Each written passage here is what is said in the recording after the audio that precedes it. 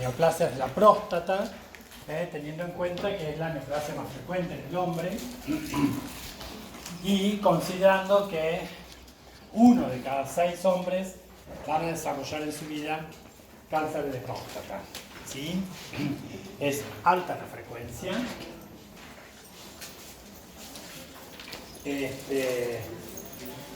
Bueno, a tener en cuenta dentro de los factores predisponentes para el cáncer de próstata, se sabe obviamente que los controles deben hacerse a partir de los 50 años, ya que a partir de esta edad existe la posibilidad de haber desarrollado este tipo de neoplasia. No obstante así, si el paciente tiene antecedentes familiares, los controles deberían hacerse por lo menos 10 años antes, ¿no es cierto? Deben hacerse antes, pero la edad es un factor pronóstico importante, ¿no es cierto? Un factor predisponente, digo, importante, y tener en cuenta como promedio los controles a partir de los 50 años. El otro tema tiene que ver que es una neoplasia que nosotros encontramos mucho más frecuentemente en la raza negra. Los asiáticos rara vez hacen cáncer de próstata, pero bueno, en nuestro medio tenemos un porcentaje elevado también a tener en cuenta. Entonces la raza también es un factor predisponente y eso tiene que ver un poco con lo que vamos a ver en un ratito, que tiene que ver con una secuenciación genética de los genes que codifican los receptores androgénicos, codificando una poliglutamina, ¿cierto? Ya vamos a ver que esa susceptibilidad aumenta en forma inversamente proporcional a lo largo de esa secuencia, a lo largo de esa frecuencia, como vamos a ver en un momento. Por lo tanto, la raza negra es la que mayor predisposición o susceptibilidad tiene al desarrollo de cáncer de la próstata. El otro antecedente, el otro factor importante a tener en cuenta, además de la edad y además de la raza, como decíamos recién, es la presencia de antecedentes familiares. Eso es muy importante, es uno de los factores más importantes a tener en cuenta, ya que si uno tiene como antecedente un familiar de primer grado, ¿no es cierto?, las chances de desarrollar un cáncer de próstata aumentan al doble, ¿sí? Y si uno tuviese 2 familiares de primer grado con cáncer de próstata, se quintuplica, tenemos 5 veces más chances de desarrollar cáncer. Por eso les decía que hay que tener en cuenta este antecedente y, bueno, en todo caso los controles deben empezar mucho tiempo antes, ¿no es cierto? Nosotros hemos visto cáncer de próstata en pacientes de 35 años, ¿sí?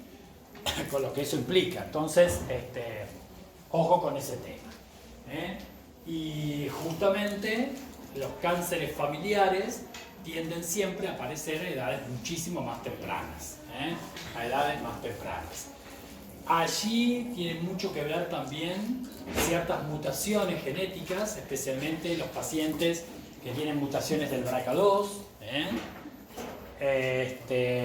o que están vinculados a alteraciones, mutaciones en el HOX9, o sea que ahí la carga genética también influye, ¿sí? Entonces, repito, los factores predisponentes a tener en cuenta son la edad, son la raza y fundamentalmente los antecedentes familiares.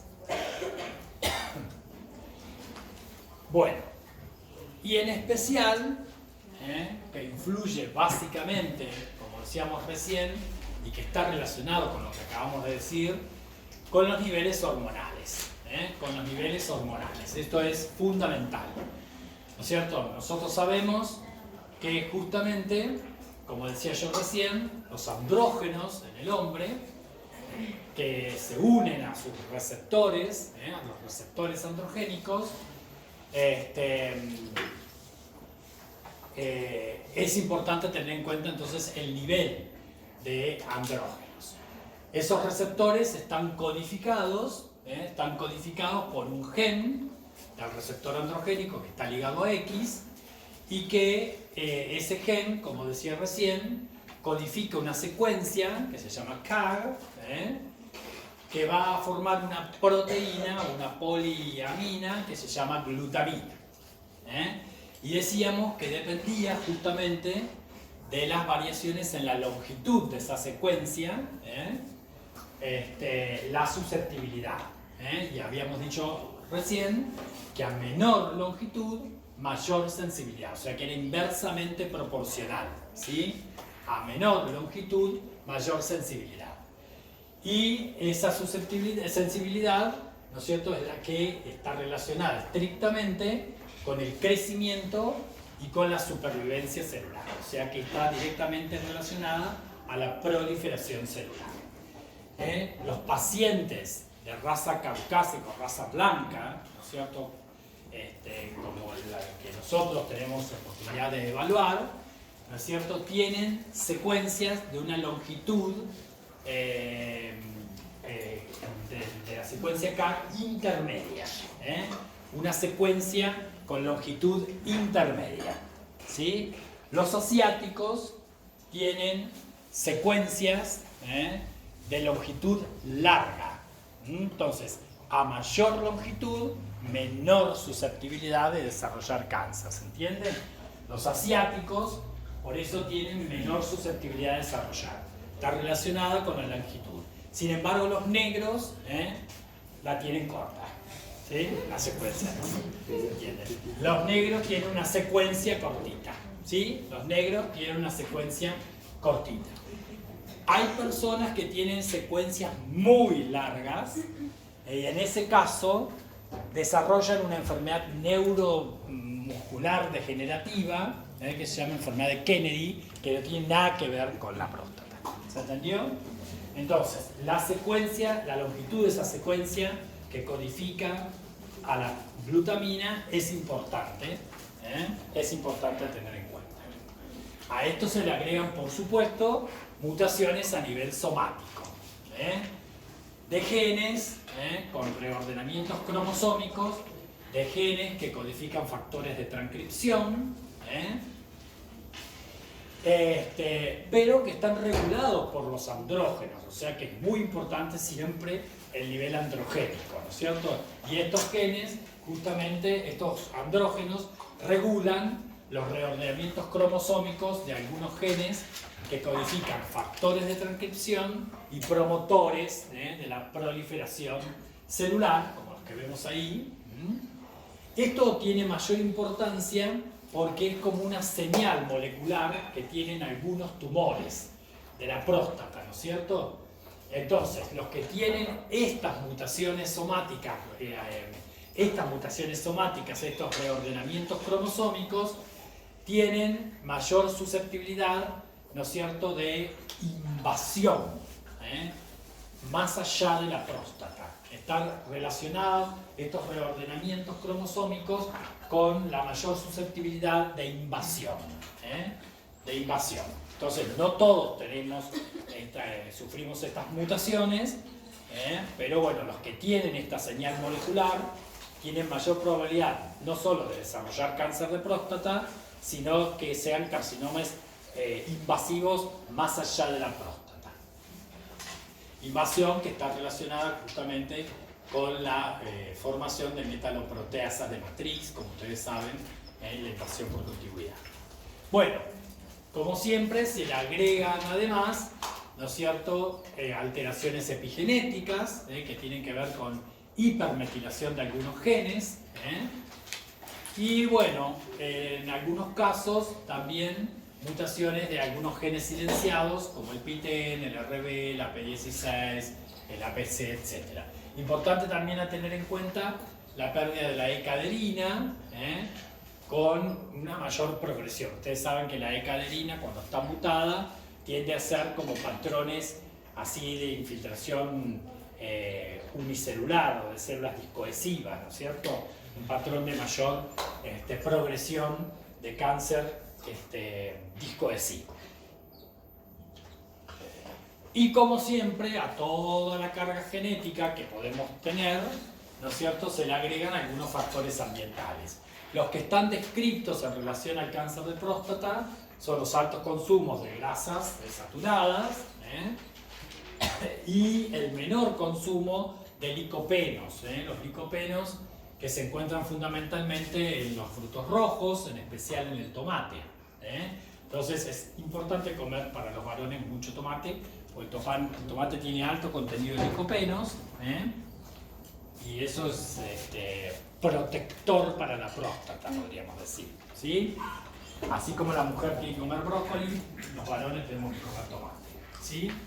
Menor consumo de licopenos, menor consumo de vitamina D, menor cantidad de vitamina D, menor cantidad de soja, de selenio, de algunos oligoelementos también están estudiados como que son factores que predisponen al cáncer de próstata. Pero lo más estudiado, lo que más se sabe, tiene que ver con los licopenos y las grasas saturadas.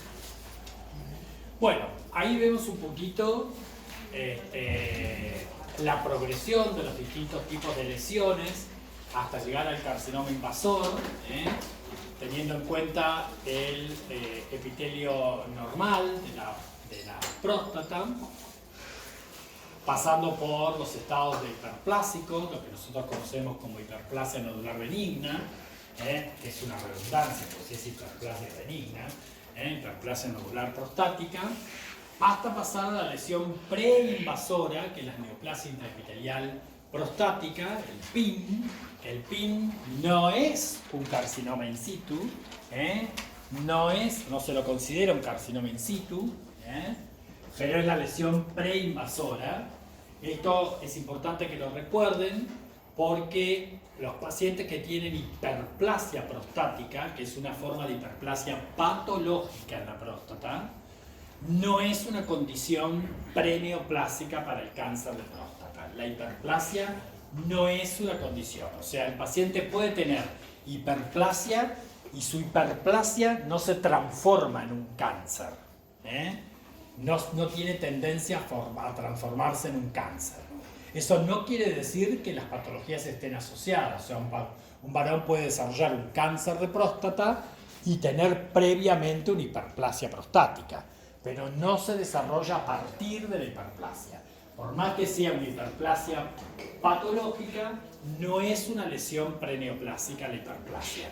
A diferencia de la hiperplasia endometrial, por ejemplo. La hiperplasia endometrial, que también es una hiperplasia patológica, que ya la veremos más adelante, sí es una hiperplasia, esa forma de hiperplasia puede terminar en un tipo de cáncer de endometrio, ¿sí? La hiperplasia endometrial sí es una lesión preneoplásica. Entonces, recordar que la hiperplasia prostática no es una lesión preneoplásica. La lesión preneoplásica del cáncer de próstata es el PIN, la neoplasia intraepitelial prostática, ¿sí? Que no se lo considera un carcinoma in situ. Bueno, por supuesto después viene el carcinoma invasor, como ya vamos a ver, y la posibilidad de las metástasis a distancia, ¿sí? Bueno, acá repasando un poquito las zonas de la próstata. Esto es un esquemita y esto es una imagen, un TAC, para que vean, ¿no es cierto?, las distintas zonas de la próstata que debemos tener en cuenta. El celeste, rodeando la uretra, ¿no es cierto? Acá vemos la uretra. En celeste vemos la zona transicional, ¿sí? La zona transicional de la próstata. Esa zona transicional es muy importante tenerla en cuenta porque básicamente en la zona transicional de la próstata se originan las hiperplasias prostáticas. Las hiperplasias prostáticas. Después tenemos un margen de zona central, rojo ahí en el esquema, una pequeña zona anterior de la próstata en verde, y la más importante para nosotros en este caso, es la zona que vemos naranja, posterior, la zona posterior, naranja, periférica, periférica y especialmente posterior, naranja, que es donde se originan los cánceres de la próstata. Los cánceres de la próstata generalmente se localizan o se originan del área periférica posterior, periférica y posterior de la próstata, ¿sí? Ahí lo vemos también en la imagen del ataque. Disculpe, la zona azul, digamos, la zona transicional. La zona transicional es la zona de origen de las hiperplasias prostáticas, ¿sí? Y la zona periférica, especialmente posterior, es la zona de origen de los carcinomas de la próstata. ¿Quedó claro? Por supuesto que eso después infiltra, avanza y por ahí compromete otras zonas, pero donde se origina, creo yo, ¿no es cierto? Bueno, vamos a hacer así un breve repaso de la histología normal de la próstata, para que la tengan presente. La glándula está constituida, la glándula prostática está constituida por estructuras glandulares, irregulares, racemosas, que están tapizadas básicamente por dos capas de células. Una más interna, que son las células epiteliales, que son cilíndricas, y una capita basal, que son de una célula mioepitelial, ¿sí? Entonces, esta bicapa celular es muy importante que la tengamos en cuenta. Si yo estoy viendo una bicapa de células en las glándulas, eso es signo de benignidad, ¿sí? La bicapa celular. Y por supuesto, esas glándulas asientan en un estroma. La particularidad del estroma de la glándula prostática es que es fibromuscular lisa, o sea, tiene fibroblastos, con un estroma conectivo, y después tiene músculo liso, hace musculares lisos, que eso ayudan a la contracción un poco de la próstata, ¿sí? Normalmente, y en especial en las próstatas de pacientes mayores, el estroma tiene un infiltradito linfocítico. Encontrar acúmulos de linfocitos en el estroma no es patológico, eso es normal, y en especial en las próstatas de pacientes mayores, ¿sí? Para uno empezar a hablar de un proceso inflamatorio de la próstata, o sea, una prostatitis, más allá de que hay un aumento del número de células mononucleares en el estroma, yo tengo que ver lesión del epitelio de las glándulas, con exocitosis y acúmulos dentro de las glándulas de neutrófilos, para empezar a hablar de prostatitis. El simple hallazgo de linfocitos en el estroma no me hace el diagnóstico de prostatitis crónica, que muchas veces nosotros vemos en los informes que ponen prostatitis crónica asociada, y uno mira y ¿dónde está la prostatitis? O sea, para que el paciente tenga prostatitis, más allá si es bacteriana, no bacteriana, etc., tengo que ver lesión del epitelio de las glándulas, exocitosis y acúmulo de neutrófilos en las glándulas, para empezar a hablar de prostatitis. Bien. Y generalmente en la luz de las glándulas solemos ver secreción, que es como un líquido lechoso, macroscópicamente hablando, que si uno comprime la glándula resume como un líquido lechoso. Eso se ve como acúmulos. Pueden haber concreciones dentro de las luces proteicas, que se llaman cuerpos amiláceos. Durante mucho tiempo nosotros decíamos que los cuerpos amiláceos era sinónimo de benignidad. Ojo con eso, porque uno los puede ver en cortes de próstata que tienen cáncer, pero es cierto, predominan en una próstata totalmente benigna. Si esos cuerpitos amiláceos, que son concreciones proteicas dentro de la luz, se calcifican, sufren calcificación distrófica, se llaman calcoforitos. Bueno, ahí los vemos, eso es una foto sacada desde el microscopio. Vemos un campo con el estroma, ¿no es cierto? El estroma fibromuscular liso, ven que tiene linfocitos el estroma. Acá vemos una glándula y dentro de la glándula estas concreciones proteicas que se llaman cuerpos amiláceos. Eso es totalmente normal. Bueno, entonces, la lesión precursora del cáncer es la que conocemos como neoplasia intraprostática. Es cierto, el PIN puede ser de bajo grado, al cual nosotros muchos ni siquiera le damos bolilla, si lo vemos ni siquiera lo diagnosticamos. Podemos poner, se observan áreas de PIN de bajo grado, pero la verdad que con el PIN de bajo grado no pasa nada. A pesar de que la bibliografía dice que pacientes con PIN de bajo grado tienen una chance de un 30% de desarrollar cáncer. Yo te los cuento, pero la verdad es la milanesa que nadie informa el PIN de bajo grado. ¿Sí? ¿Un PIN cuándo es de bajo grado? Bueno, como ven, veo una pseudoestratificación del epitelio, veo cierto engrosamiento, ¿cómo se dice? Hipercromasia de los núcleos y agrandamiento de un poquito del núcleo. Generalmente no veo mitosis, generalmente no veo nucleolos, y los núcleos son elongados, como estirados. Eso es un PIN de bajo grado. No me tengo que asustar.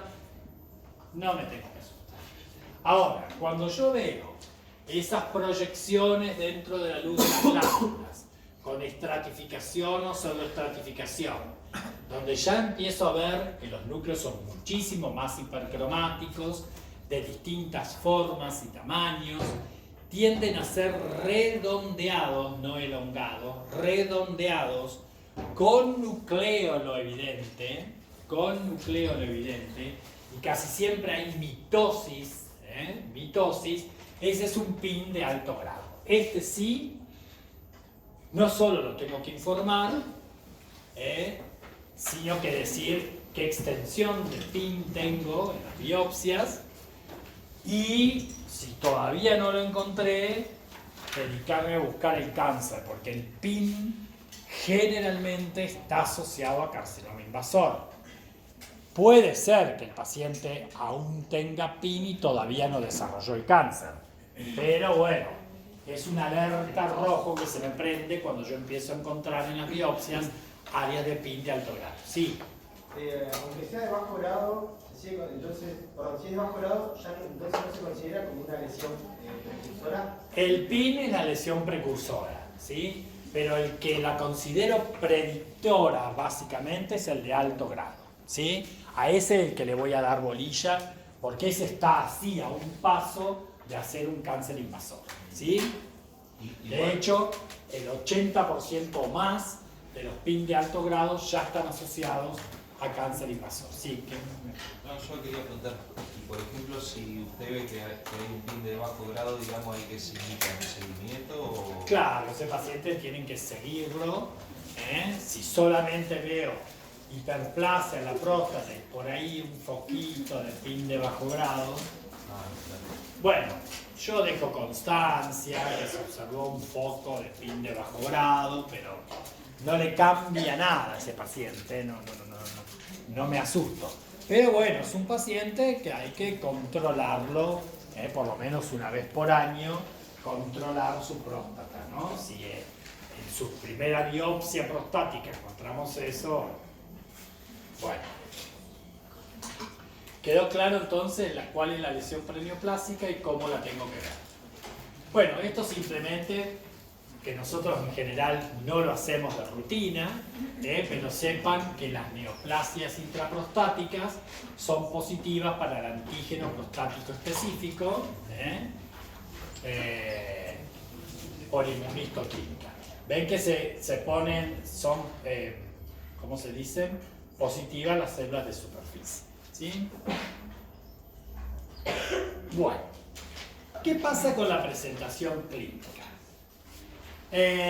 Bueno, como vemos, realmente un paciente se presenta a la consulta con signos o con síntomas de probable cáncer prostático cuando ya es tarde.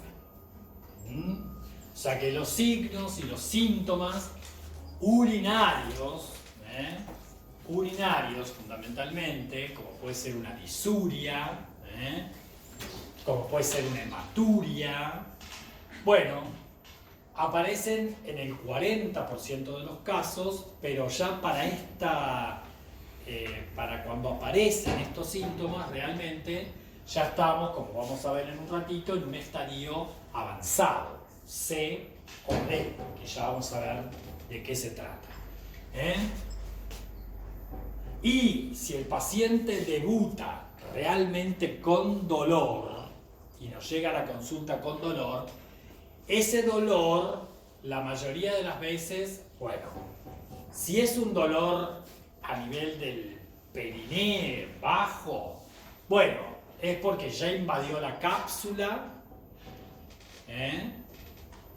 o ya invadió los nervios. Cuando hay invasión neural, el cáncer de próstata se torna mortal. La sobrevida de ese paciente disminuye muchísimo. Entonces, tarde. Y ni hablar si el debut del paciente es con un dolor insoportable a nivel lumbar.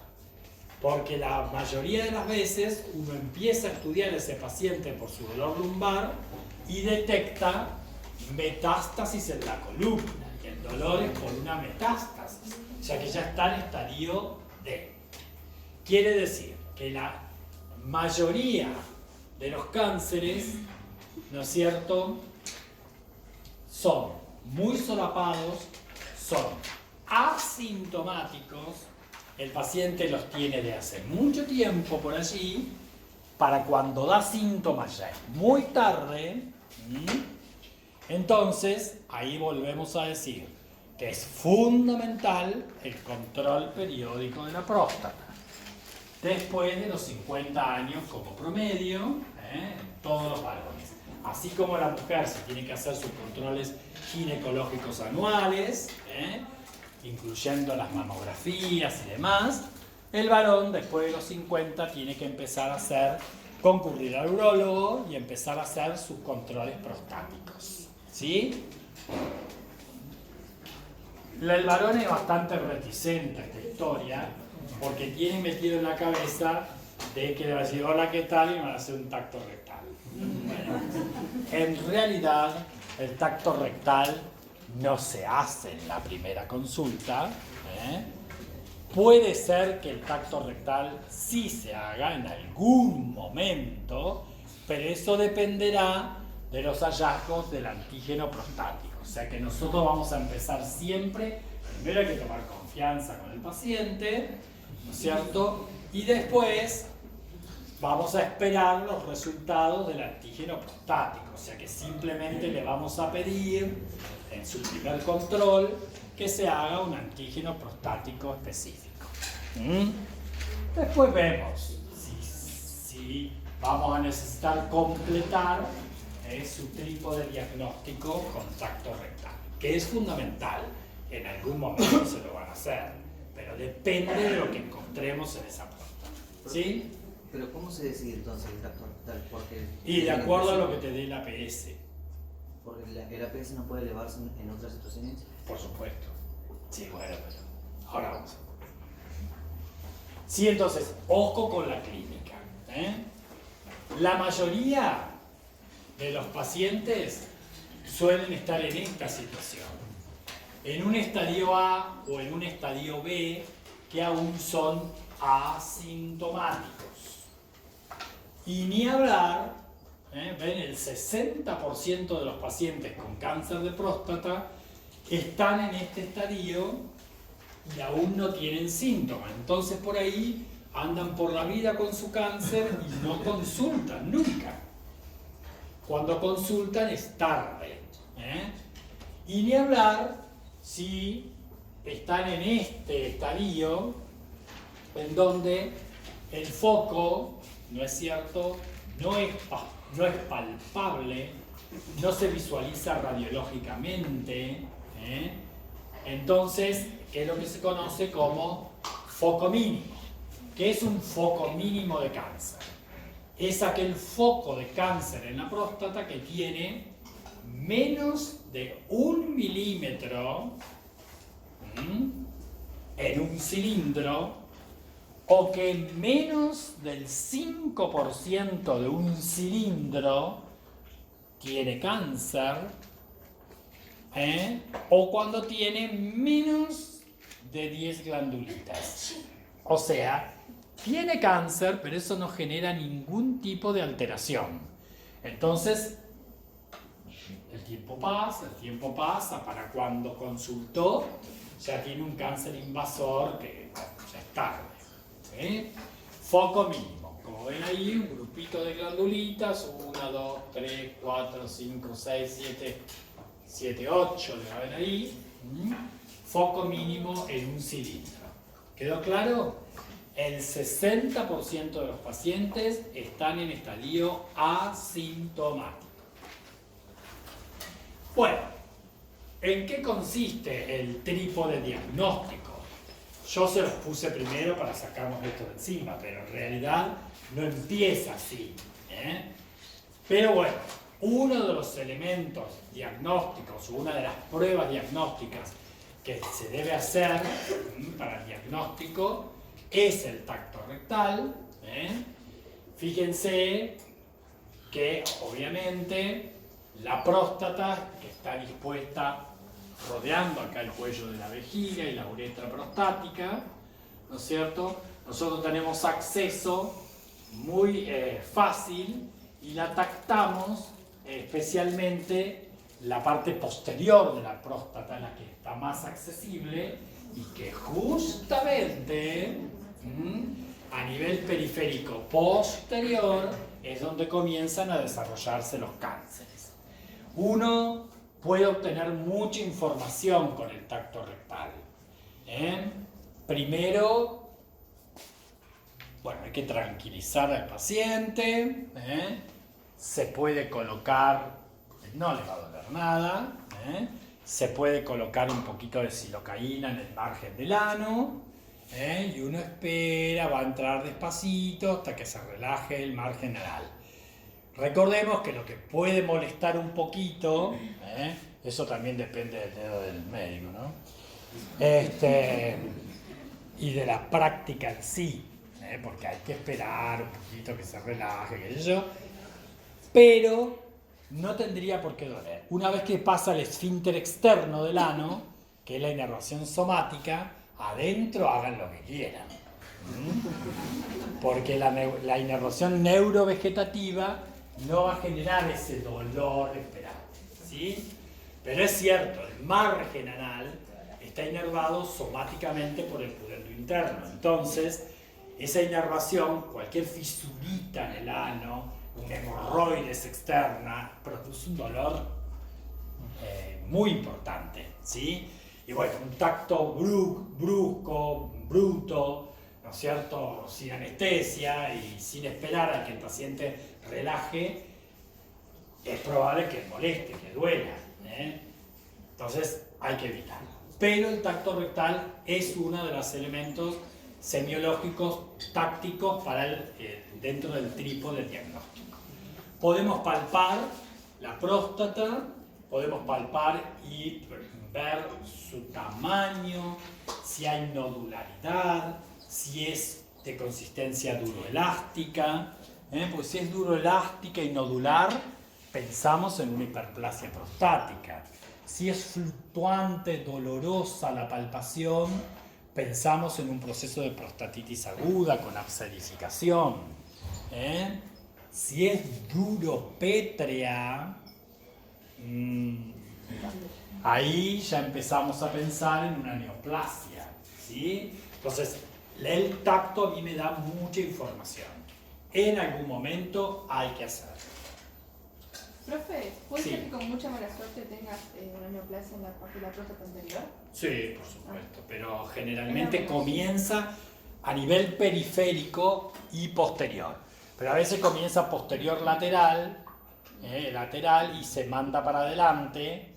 Entonces por ahí uno es más lateral, no es tan posterior y bueno, sí, por supuesto. Yo les digo lo que es está descrito como el origen del cáncer, generalmente es periférico posterior. Bueno, la ecografía transrectal, o sea que si no es el dedo, es el transductor del ecógrafo, o sea, algo te van a meter seguro. ¿Para qué lo usamos? La ecografía en realidad nos da información. ¿Sí? Nos da información de tamaño, nos da información de, ¿cómo se dice?, de estructura. Pues, especialmente cuando hay hiperplasias, el ecografista va a decir, ve una glándula aumentada, heterogénea, ecográficamente, porque seguramente tiene quistes, áreas sólidas, quistes. Entonces eso nos tranquiliza un poco porque pensamos en una hiperplasia prostática.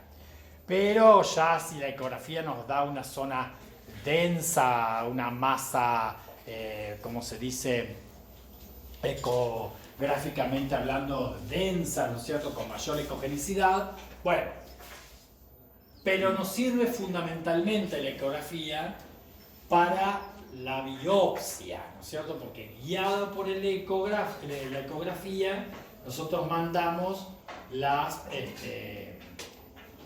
TrueCut para hacer biopsia, guiada por eco, en algunos casos por TAC, pero generalmente se guían por eco.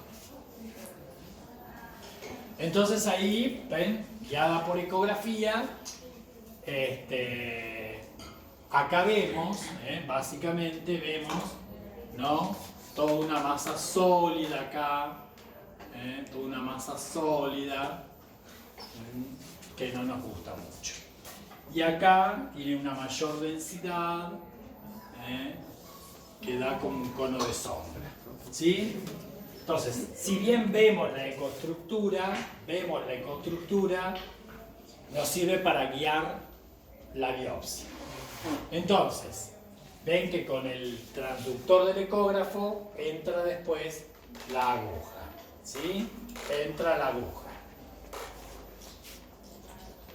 Ahí vemos cómo está entrando la aguja, ¿ven? Cómo está entrando la aguja. Muy bien.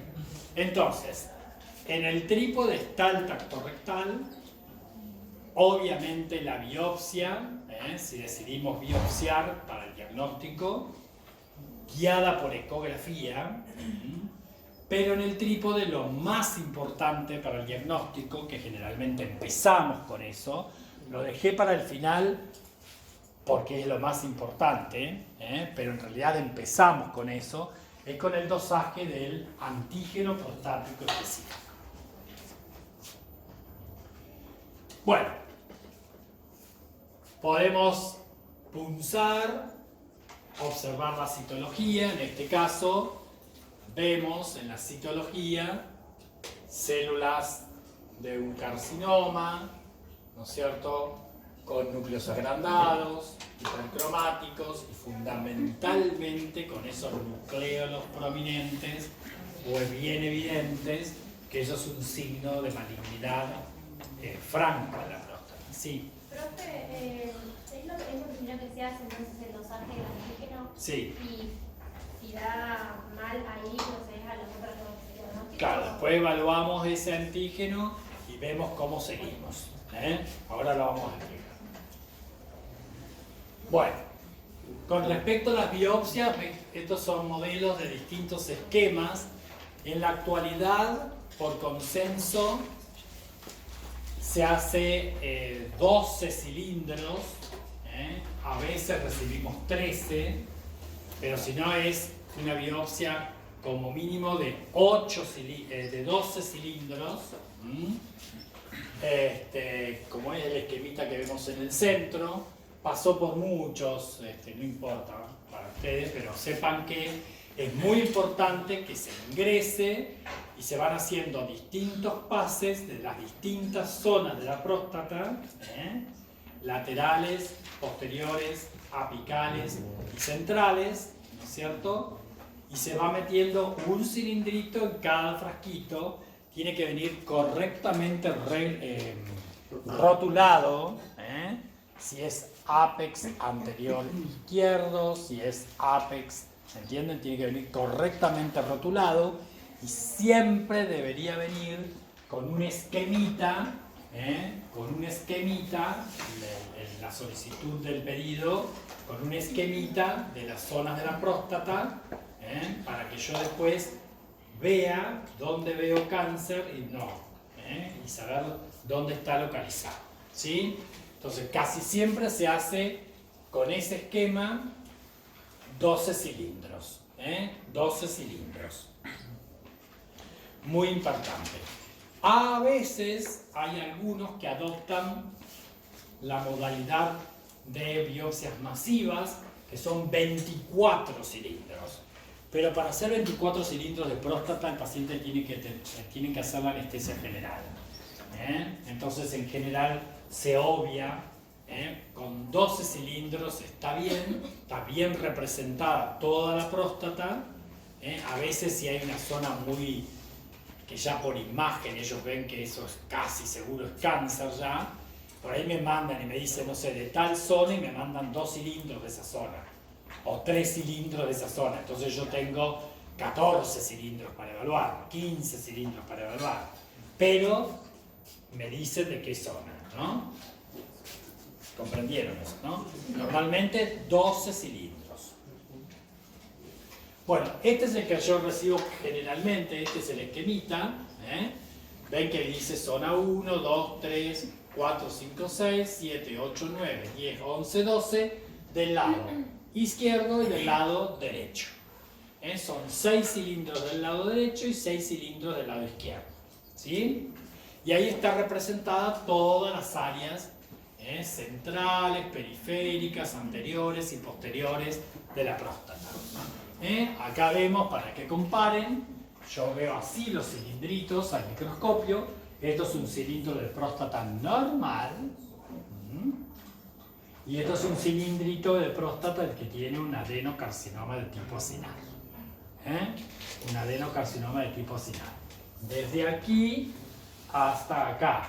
Eso es importante. Yo tengo que evaluar cada cilindro, evaluar la extensión del cilindro. Tengo que decir, no sé, se observa adenocarcinoma en el cilindro, tal, tal y tal, supónganse, con un porcentaje de tanto, tanto y tanto. Que yo en el cilindro, ponerle que tenga cáncer en el cilindro 12, 9 y 8. El cáncer está acá, ¿no? Entonces yo digo, en el cilindro 8, 40% del cilindro está comprometido.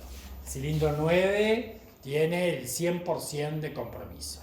Y el cilindro 12 tiene el 60% de compromiso. Eso también le sirve al urólogo el porcentaje del cilindro comprometido por cáncer. ¿Sí? Bueno, entonces, con respecto al APS, este es el factor más importante a tener en cuenta como trípode diagnóstico para el cáncer. Ahora bien, el antígeno prostático específico se produce, obviamente, en el epitelio de la próstata. Esta foto está muy buena para que retengan. Esto es un epitelio prostático normal, ¿ven? Que tiene la capa basal, mioepitelial, y la capa epitelial que yo les decía antes. Si yo veo esa bicapa, eso es normal. Normal o benigno, porque en las hiperplasias yo veo esa bicapa en las glándulas, porque la hiperplasia prostática tiene que ver con el aumento del número de glándulas, no estrictamente del número de células. ¿Se entendió? El número de glándulas. Es cierto que muchas de esas glándulas a veces tienen proliferadas las células también, y yo voy a ver o penachitos, como penachitos papilares hacia las luces, voy a ver puentes romanos que unen las luces, lo puedo ver eso. Pero básicamente el concepto de hiperplasia pasa por el aumento del número de glándulas. Bueno, sepan que el antígeno prostático se produce en el epitelio de la próstata normalmente. Normalmente. Esa proteína se segrega en el semen, ¿no? Y es la encargada de licuar el coágulo de la eyaculación, ese coágulo, porque ese APS es una serina proteasa. Vieron que al eyacular uno eyacula una sustancia gelatinosa, así como blanquecino o blanco amarillenta, y a los minutos, más o menos 10, 15, 20 minutos, se licúa, se torna como cristalina. Esa licuación del semen la genera esta serina proteasa, que es el antígeno prostático específico. Eso es normal, ¿sí? Bueno, el antígeno prostático específico es específico, pero no es específico de cáncer. O sea, tener una elevación del antígeno prostático no es sinónimo de cáncer prostático, sino que a nosotros la elevación del antígeno prostático nos dice algo está pasando en la próstata. Pero puede ser cualquier cosa. Es específico de órgano. Porque el antígeno prostático no se eleva en un tumor de ovario. No se eleva, bueno, en el ovario no va a ser, en un tumor de testículo. O en un tumor de colon, qué sé yo. Si yo tengo elevado el antígeno prostático, es específico de la próstata. Me dice, algo pasa en próstata. ¿Qué? No sé. No sé. Te masturbás. Bueno, si yo te hiciera un antígeno prostático, vos te masturbás, fuiste a hacerte un antígeno prostático, te va a dar elevado. Porque la próstata se contrajo al eyacular, te va a dar elevado el antígeno prostático. Yo te hice un tacto rectal, y te digo, bueno, te hago el tacto rectal, ahora andá y hacete un antígeno prostático. Y me voy a hacer el antígeno prostático, me va a dar elevado. Porque yo le toqueteé la próstata con el tacto rectal. Nunca hay que hacer tacto rectal primero y mandar a hacer el antígeno prostático. Siempre empezamos con el antígeno prostático sin toquetear nada. Después veremos cuándo le metemos el dedito. ¿Sí? ¿Tiene una prostatitis? Se le va a elevar el antígeno prostático. ¿Tiene una hiperplasia? Se le va a elevar el antígeno prostático. ¿Tiene una manipulación, la próstata, un masaje prostático? Se le va a elevar el antígeno prostático. ¿Tiene un infarto la próstata? Se le va a elevar el antígeno prostático. ¿Tiene cáncer? Se le va a elevar el antígeno prostático. Entonces, es específico de órgano, no de cáncer. Sí. Profe, los valores a los que se eleva el antígeno prostático siempre iguales. Ahora está. El valor umbral de normalidad es hasta 4. Y eso también es entre comillas. Por consenso se dice que hasta 4 nanogramos por mililitro estamos dentro de lo esperable normal. No nos preocupamos. Pero este valor es un valor absoluto. ¿Qué pasó? Se ha visto que hay pacientes que tenían cáncer de próstata con valores bajos o incluso con valores de 4 o de 3,5. Entonces, el valor absoluto no me sirve demasiado. Por supuesto que yo al principio voy a pedir un antígeno. Voy a ver. Si veo que se movilizó ese valor, bueno, lo ideal después, en el próximo control, es hacerle alguna de las variaciones que vamos a hacer ahora, que vamos a explicar ahora, que es muy importante que esto lo conozcan, porque esto es motivo de juicios a los médicos. La mala interpretación del antígeno prostático específico lleva a juicio a los médicos. Entonces es muy importante que lo conozcan. Si yo tengo dudas o si veo que se movilizó y no me convence, lo ideal es hacer una determinación del antígeno prostático, pero de otra manera. De otra manera. ¿De qué manera puedo evaluar ese antígeno que no sea un valor absoluto? Bueno, una manera es medir lo que se llama la densidad del antígeno prostático. ¿Cómo mido yo la densidad? Bueno, hago el porcentaje de antígeno prostático total sérico sobre el volumen prostático por ecografía y me va a dar la cantidad de antígeno prostático por gramo de tejido prostático. Esa es una manera. Eso se llama densidad, el estudio se llama densidad del antígeno prostático específico. Algunos lo piden, algunos lo piden. Si yo tengo una densidad mayor de 15, es muy probable que sea una hiperplasia. ¿Sí? Entonces, otra manera de evaluar el antígeno prostático no es el valor absoluto, sino evaluar la densidad del antígeno. Para eso debo hacer el cociente de la cantidad de antígeno prostático sérico total sobre el volumen prostático que yo lo calculo por ecografía. ¿Se entiende? Y me va a dar un valor de antígeno por gramo de tejido prostático. ¿Se entendió? Esa es una manera más sofisticada y un poco más precisa de evaluar y de interpretar el antígeno prostático. La otra forma es medir lo que se llama el ritmo de cambio del antígeno prostático o la velocidad del antígeno prostático. O sea, cómo va cambiando los valores del antígeno prostático a través del tiempo. Ahí vemos que varones con cáncer tienen, dice, una mayor velocidad de aumento del antígeno. Aumenta más rápido el antígeno a través del tiempo.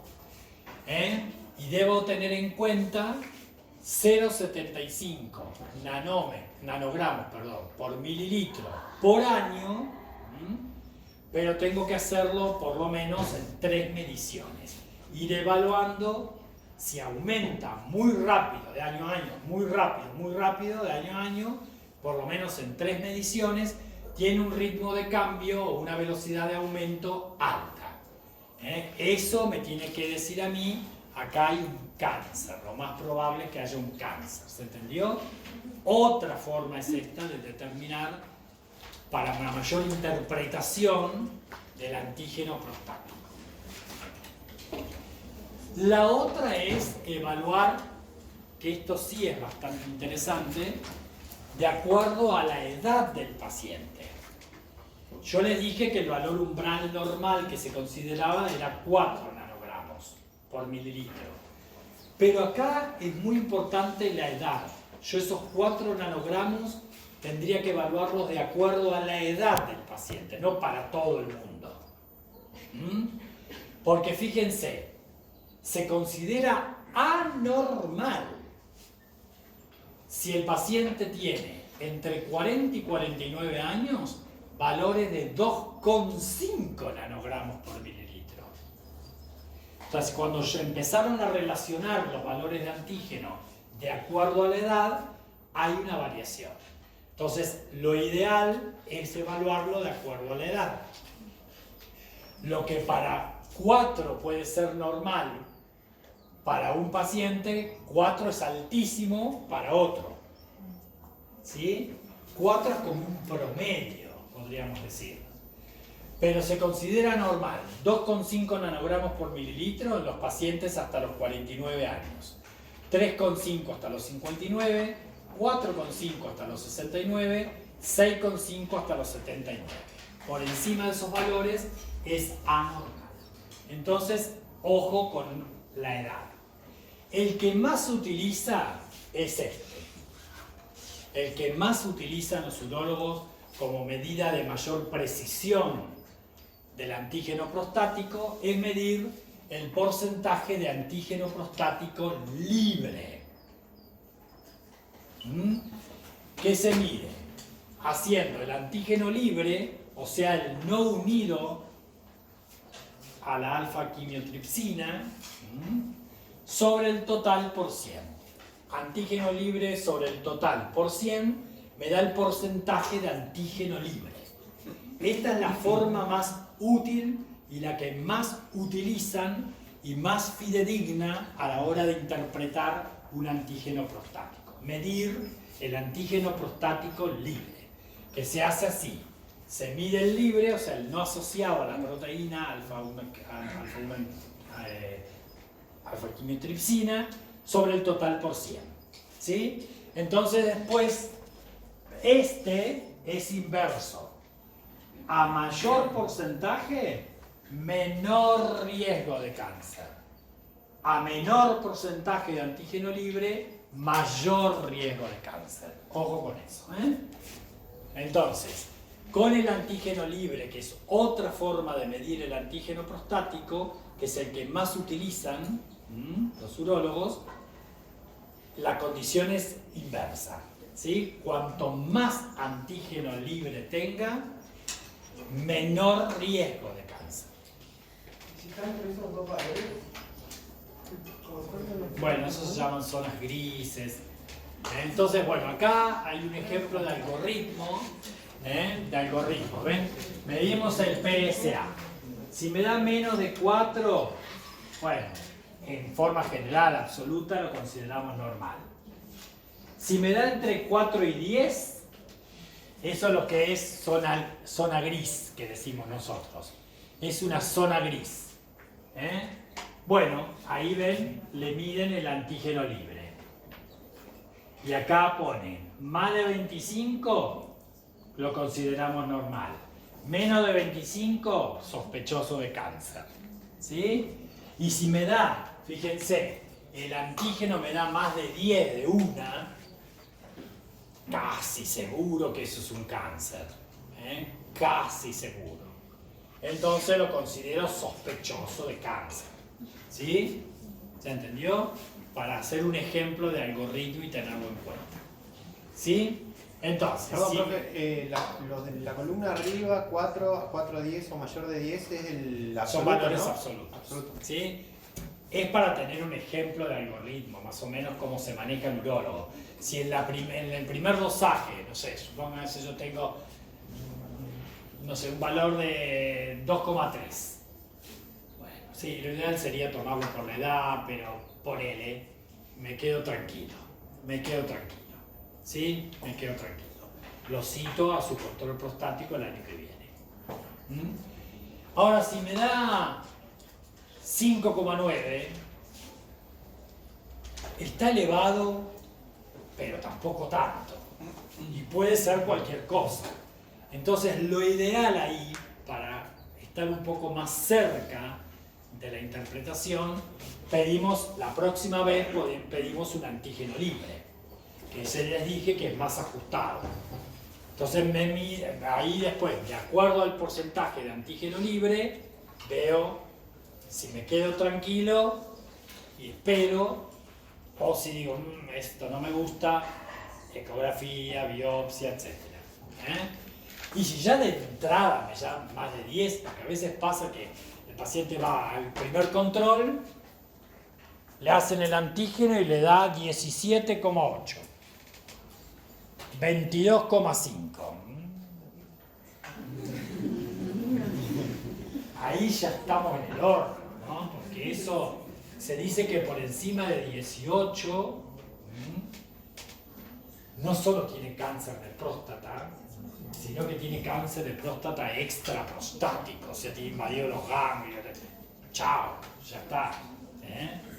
Bueno, entonces el mensaje para ustedes es que es muy importante que aprendan a interpretar el antígeno prostático, ¿sí? Y hoy por hoy, más de los valores umbrales absolutos que por ahí se piden al principio, en su primer control, después es importante saber qué prueba de antígeno vamos a pedir que sea un poco más fidedigna, ¿sí? Que sea más fidedigna.